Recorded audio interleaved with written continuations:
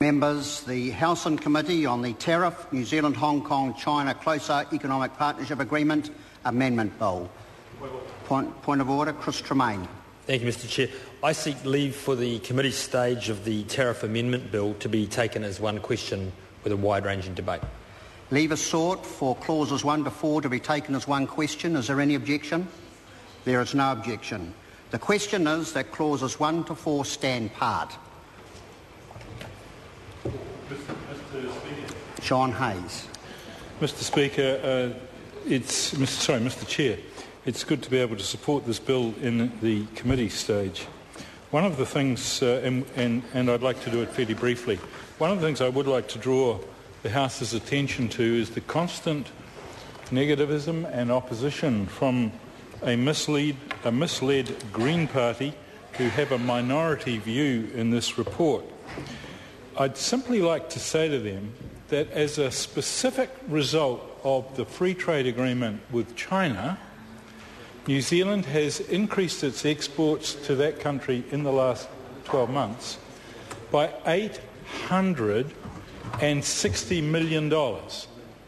As a result of the trade agreement, New Zealand has increased its exports to China by $860 million.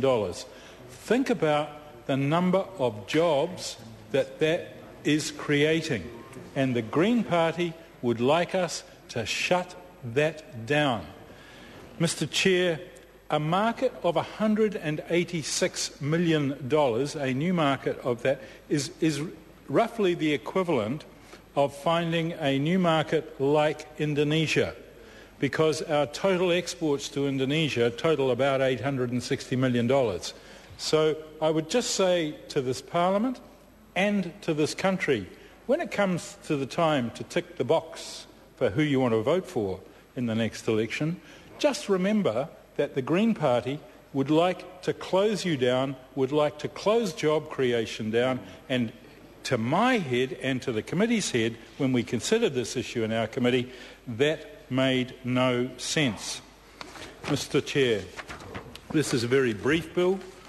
I think that 2 points that I'd like to draw the House's attention to. The first is that the bill includes a ratchet clause. It means that should there be any future trade unilateral liberalisation by Hong Kong in certain sectors, such as education, then the Hong Kong government will automatically be obliged to pass those benefits on to us. We believe that the most favoured nation status and the ratchet clause will future-proof access for New Zealand for the service sector, particularly to the Hong Kong market.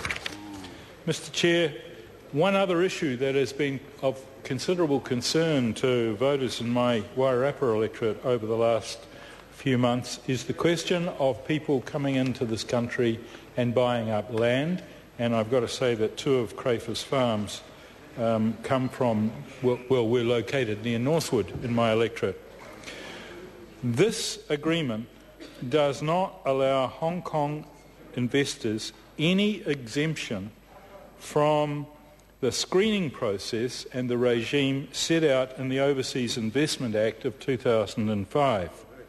The Act requires overseas investors to apply to the Overseas Investment Office for the consent to invest in New Zealand fishing quotas, sensitive land or business assets over $100 million. And I want to stress to the House that the screening threshold for Hong Kong, however, is $20 million, and that is well below the threshold of the $100 million applicable to other overseas investors.